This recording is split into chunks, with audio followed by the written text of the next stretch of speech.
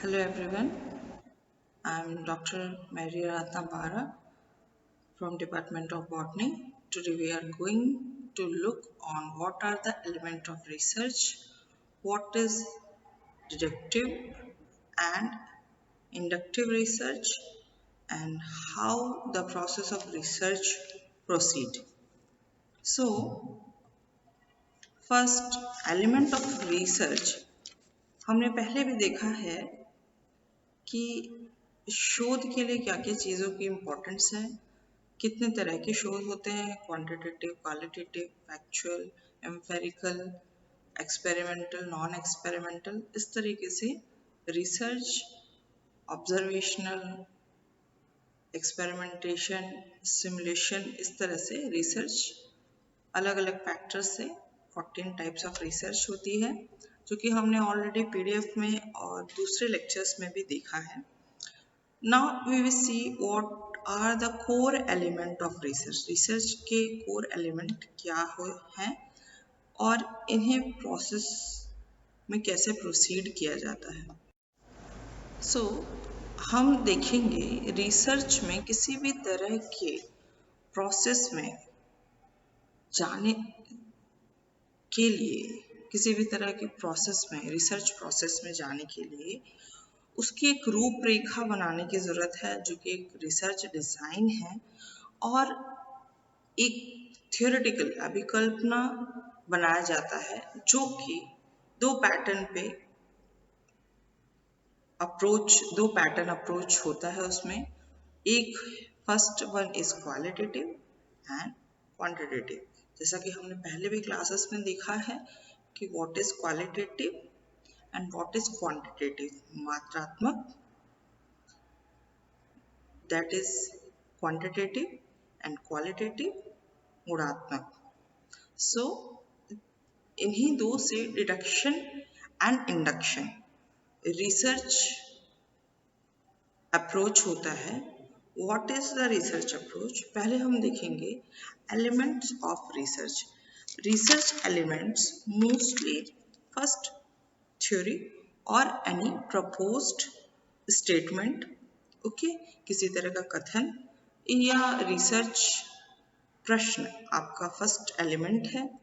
दूसरा एलिमेंट है technique, all the technique, जो भी तकनीक आप इस्तेमाल करते हैं रिसर्च के दौरान, चाहे वो लेखन तकनीक हो या आपके रिसर्च के लिए जो टेक्निकल एलिमेंट है वो हो, जो एक्सपेरिमेंट हो सकते हैं या विभिन्न प्रकार के ऑब्जर्वेशन हो सकते हैं। ये आपका दूसरा एलिमेंट है। तीसरा है methodology. What kind of methodology do we use, किस तरह की मेथोडोलॉजी का इस्तेमाल आप करेंगे और उसे किस तरीके से। Fourth element is analysis of method, उसे आप किस तरीके से मेथोडोलॉजी को प्रेजेंट करते हैं। सो these are the basic element of research, and when we say deduction or deduction process, deduction research, it means it is basically proposed, it is derived on theoretically proposed hypothesis। पहले इसमें सिद्धांत प्रस्तुत किया जाता है और उसके बाद आपकी रिसर्च फॉलो अप होती है। परंतु इंड्यूस्ड में आप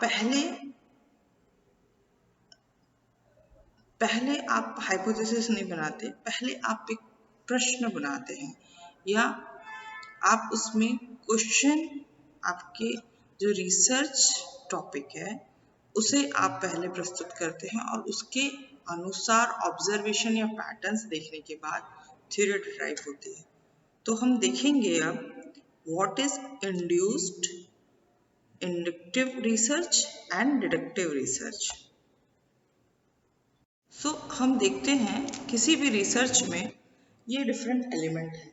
सबसे पहले theory, then pattern, hypothesis, then observational of data, and then patterns.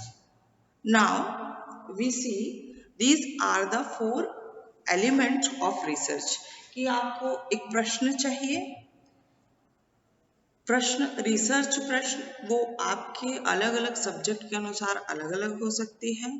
उसके बाद एक हाइपोथेसिस यानी किसी भी तरह के सिद्धांत या परिकल्पना का जनन होता है, और then observation of data. This observation of data can be experimental, can be social economic observation, or then there is pattern, different type of pattern. आपके रिसर्च का पैटर्न खोजपूर्ण हो सकता है, ठीक है, ऑब्जर्वेशनल हो सकता है, डिस्क्रिप्टिव हो सकता है, वर्णनात्मक हो सकता है। इस तरीके से आपके रिसर्च का डिफरेंट डिफरेंट पैटर्न होता है। So this pattern develops a theory. ये अलग अलग बातें हो सकती है। पहले आपने प्रश्न, रिसर्च का प्रश्न ढूंढा, उसके द्वारा आपने हाइपोथेसिस बनाई, ठीक है। फॉर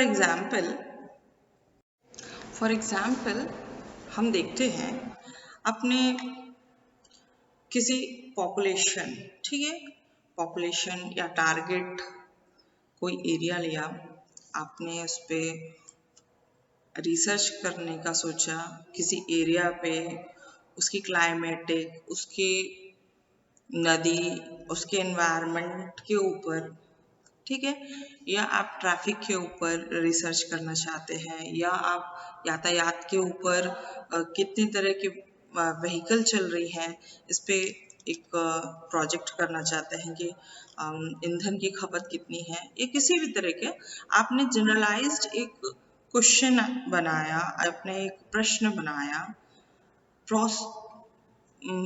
प्रिजम्पशन किया या उसकी परिकल्पना करी, that is your begin with theory. आपने थ्योरी बनाया, एंड देन उस थ्योरी को कि हमें खपत बढ़ रही है, कम हो रही है फ्यूल की, या इस क्लाइमेटिक जोन पे शंकुधारी वृक्ष ज़्यादा है या कटीले वन ज़्यादा है, इस तरह से आपने उससे एक डिराइव्ड हाइपोथेसिस जनरेट करी, या उससे आपके क्वेश्चन से, प्रश्न से, रिसर्च प्रश्न के द्वारा आपने एक हाइपोथेसिस बनाया, ठीक है। This could be the first step, और ऑब्जर्वेशनल। उसके बाद आपने जब बनाई एक थ्योरी की ये गर्म प्रदेश है, यहाँ पे ज़्यादा कटीले वन मिलेंगे, उसके बाद आपने उसको क्रॉस वेरिफिकेशन करने के लिए ऑब्जर्वेशन ऑफ द डेटा, आपने उसका डेटा को कलेक्ट किया, ठीक है, उसे आपने वहाँ पे गए, आपने उसको चेक किया कि यहाँ सच में बबूल के पेड़ है या नहीं, नागफनी के पेड़ है या नहीं, है वो पौधे जो गर्मियों में ज़्यादातर जगह पाया जाता है, या इस तरीके के, या यहाँ पे किस तरह के वन प्राणी हैं, अगर यहाँ पे जैसे हिमालय का एरिया है तो हिमालयन रीजन के पेड़ पौधे पाए जा रहे हैं, या तटीय समुद्री एरिया है तो वहाँ पे किस तरह के पेड़ पौधे पाए जा रहे हैं, या ज़्यादा वर्षा वन है तो लंबे वृक्ष पाए जा रहे हैं, या पर्णपाती वन है। इस तरह से आपने वहाँ पे क्वेश्चन बना लिया, या उस एरिया के व्यक्ति विशेषों के बारे में आपने जानने की कोशिश करी। तो आपने पहले एक डेटा ले लिया, फिर एक हाइपोथेसिस बनाया। हाइपोथेसिस यानी यहाँ पे जो भाषा है, भाषा पे यहाँ के व्यक्तित्व का प्रभाव या वेशभूषा का प्रभाव, किसी विशेष ग्रुप में वेशभूषा के द्वारा उसके परंपराओं पे प्रभाव, इस तरह से आपने क्या किया, एक थ्योरी बनाया। थ्योरी के बाद आपने हाइपोथेसिस जनरेट किया। हाइपोथेसिस के बनाने के बाद उसका एक ऑब्जर्वेशनल डेटा ले लिया, ठीक है। ऑब्जर्वेशनल डेटा, ये आपने जो थ्योरी बनाया, आपने कोई थ्योरी बना ली कि यहाँ के भाषा या यहाँ के प्रदेश के अनुसार उसके खान पान पे असर, या यहाँ की मृदा के अनुसार, या इसके क्लाइमेटिक जोन के अनुसार यहाँ पे इस तरह के निम्न तरह के पौधे पाए जाते हैं। अब आप उसको चेक करने के लिए ऑब्जर्वेशनल डेटा इकट्ठा करें, यानी किसी तरह को ऑब्जर्वेशन, उस डेटा, उस तथ्यों को आपने संकलन करना शुरू कर दिया। Next, after that you got a certain pattern. उसके बाद आपको कुछ निश्चित पैटर्न मिल जाएंगे कि हाँ ये आपका कथन सही है नहीं है, कि यहाँ पे गर्मी होने की वजह से ज़्यादा खट्टे भोजन का इस्तेमाल होता है, या यहाँ पे वाकई गर्मी के अनुसार यहाँ पे बबूल के पौधे ज़्यादा हैं जो कि राजस्थान या गर्म क्षेत्रों में पाए जाते हैं। तो आप एक पैटर्न मिलेगा जो कि आपका डेटा एनालिसिस होगा, और then again this will lead to a theoretical discussion. Okay, और this could be vice versa, ये उल्टा भी हो सकता है कि आप थ्योरी जनरेट करें और पहले उसको उसका पैटर्न समझें, यानी उसको ऑब्जर्वेशन करें, और ऑब्जर्वेशन करने के बाद हाइपोथेसिस सबमिट करें। ठीक है, ये चीजें उल्टी भी हो सकती है। So there could be a deductive theory, deductive यानी डिड्यूस करना किसी भी चीजों को, पैटर्न को देखने के बाद उसका अवलोकन करके उसका आंसर निकालना, या फिर ऐसा हो सकता है कि पहले आपने सिद्धांत दे दिया और उसके बाद उसके आंकड़े जमा करके आपने थ्योरी बनाई। So this could be inductive, निगमनात्मक हो सकता है, या फिर ये डिडक्टिव हो सकता है।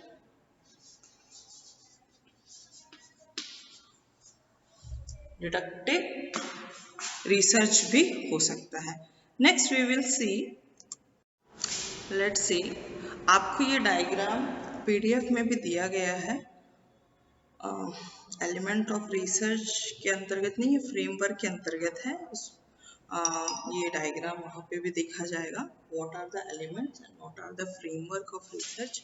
ये डायग्राम आपको उस पीडीएफ में मिल जाएगा। रिसर्च के प्रकार में भी we are going to explain what is deductive and what is inductive research. So जैसे कि हमने देखा, थ्योरी से हाइपोथेसिस जनरेट होती है, हाइपोथेसिस से observation, according to your hypothesis observation of data will proceed, and after taking observation of data you will generate certain pattern, and through this pattern again theoretical or your hypothesis will be verified. Okay, so next when we see the deductive type of research will draw certain logic. Okay, जब हमने पहले class में बात किया था कि आपका जो प्रश्न होगा, जो टाइटल होगा, उसमें there the title should be defended by certain logic. आपका जो टाइटल है या शीर्षक है, जो भी रिसर्च का जो प्रॉब्लम है, ठीक है, जो प्रश्न है, उसे आप लॉजिकली किसी तर्क संगत तरीके से उसको डिफेंड करेंगे, and then that is this will generate certain idea। जब आप उसमें तर्क दिखाएंगे कि गर्मी के प्रदेशों में इस तरह के पौधे होते हैं, तो ये आपका एक तर्क हो गया कि गर्मी प्रदेश, उष्ण कटिबंधीय देशों में इस तरह के पौधे पाए जाते हैं, तो छत्तीसगढ़ में भी इस तरह के पौधे पाए जाते हैं। दैट मीन्स यहाँ पे भी उस विशेषता या उस गर्म प्रदेश के पौधों की उस वातावरण के अनुकूलता से इस तरह के पौधे पाए जा रहे हैं। ये जिस भी तरह का आपका टॉपिक है उसके अनुकूल आपको तर्कसंगत तार्किक विषय से उस क्वेश्चन को आपको डिफेंड करना है। Then that will generate an idea, उसके द्वारा कुछ आइडियाज आएंगे, और उस आइडिया को आप जब आप इस तरह के टॉपिक को जब लेंगे तो this will comes under the ethnographic. आपको जो टेरेन सिस्टम है, इन केस ऑफ बॉटनी, हम बॉटनी में देखेंगे, this will be a terrain system, climate और हैबिटेट की बात कर सकते हैं, यानी कुछ भी संख्यात्मक जो बात करते हैं हम, सोशल जो साइनोकोलॉजी स्टडी होती है, जैसे पौधे की ऑटोकोलॉजी स्टडी होती है, साइनोकोलॉजी स्टडी होती है, या इंडिविजुअल पौधे पे मिलने वाले केमिकल, उसके सेकेंडरी मेटाबोलाइट, प्राइमरी मेटाबोलाइट, या उसके अंदर का स्ट्रक्चर, ये सब उसकी पर्सनल पौधे की सिंगल पौधे की स्टडी होती है, दैट विल बी ऑटोकोलॉजी, उसके आसपास के एनवायरनमेंट का। पर जब एक पॉपुलेशन को टारगेट किया जाता है और उसके सोशल एक्टिविटीज को, यानी किसी पॉपुलेशन की, या आप सोशल ह्यूमैनिटीज में, सोशल स्टडीज में भी आप देख सकते हैं, और you can study in scientific study भी।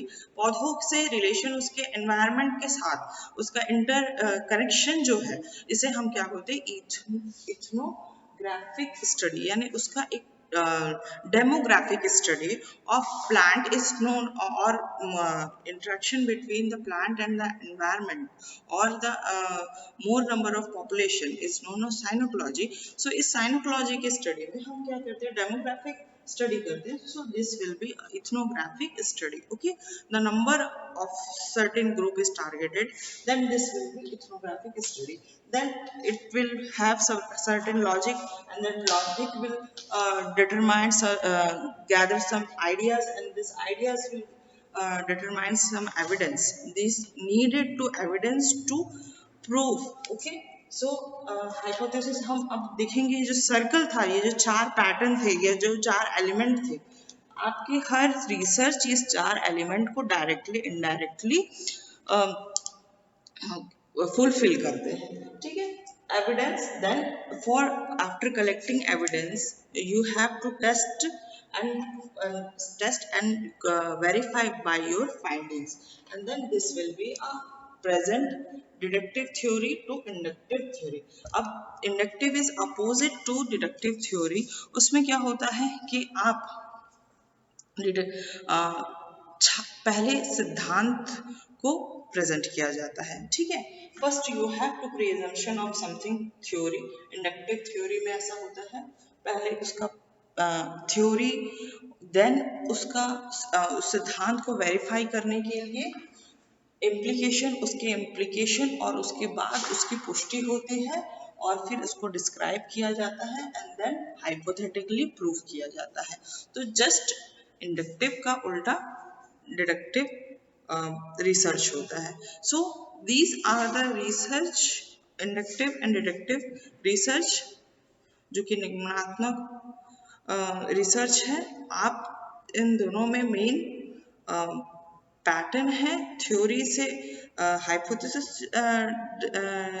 डिराइव्ड होती है, थ्योरी से हाइपोथेटिकली डिराइवेशन होता है, फिर ऑब्जर्वेशन होता है, ऑब्जर्वेशन से सम पैटर्न्स ड्रॉ करेंगे. सम टाइम क्या होता है, पहले you have to observe, take some patterns, पहले आपको डेटा कलेक्शन करना, पैटर्न देखना है, और उसके बाद हाइपोथेटिकली थ्योरी डिराइव होती है. So these are two different type of research, that is inductive and deductive research. Then हमें इसको हम फर्दर इसको देख सकते हैं एक्सपेरिमेंटल, नॉन एक्सपेरिमेंटल में, और हम the elements of research we will again see adapt what are the element of research other than the deductive and inductive theory. We will see again once wrap up on the what are the elements of the research. First, proposed statement, कथन या प्रश्न. It is a statement to figure out your question, research question. What are going to be found.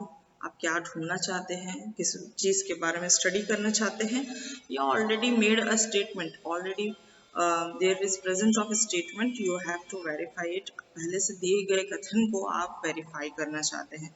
So this is your title or research statement or proposed statement. Now I am not saying about this is your title. Element of research, research का मतलब propose statement से है, एक कुछ कथन, propose कथन से है. Why it is right now not title, because जब टाइटल आप इन सब को पूरा अध्ययन करने के बाद कि आपकी थ्योरी किस तरह के कंक्लूजन ड्रॉ करेगी, आपको टाइटल, शीर्षक ड्रॉ किया जाएगा कि इस तरह का टाइटल बनाना है. Then technique, what is the technique? It could be your writing technique or compilation of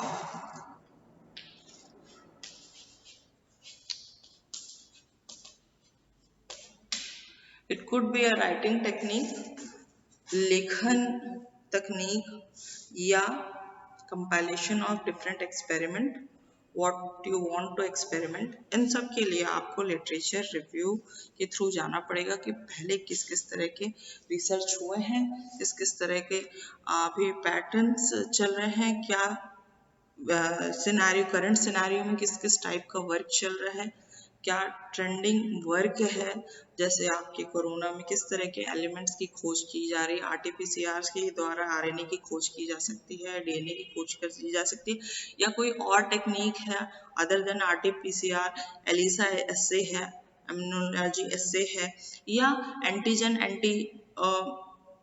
antibody reaction, which is the better to check out the RNA content of the virus. Okay, so these are the different formulation, these are the different factor in needed in any kind of research. First the propose statement कि आपका statement क्या होना चाहिए research के लिए, technique, what technique you want. There is this technique also needed in two halves. First the writing section, and then what are the technique you are going to use for your methodology. Then methodology is not the methodology, technique is the method or the experiment you want. Methodology is the writing way, what is introduction, what is the use of different technique, and what is the discussion, how you draw the conclusion, and then analysis of any methods.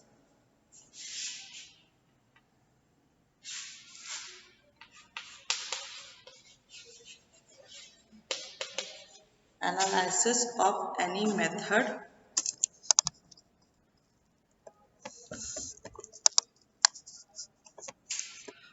that is data interpretation.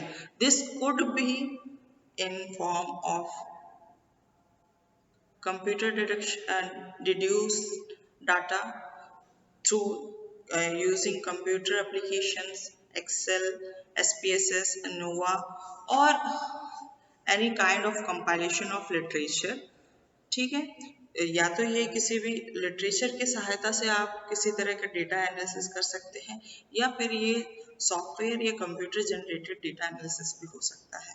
So these are the factors you needed, elements that you needed in your research. ये सारे अलग अलग element हैं research के अंदर, अनुसंधान के अंदर के एलिमेंट हैं you needed for your research.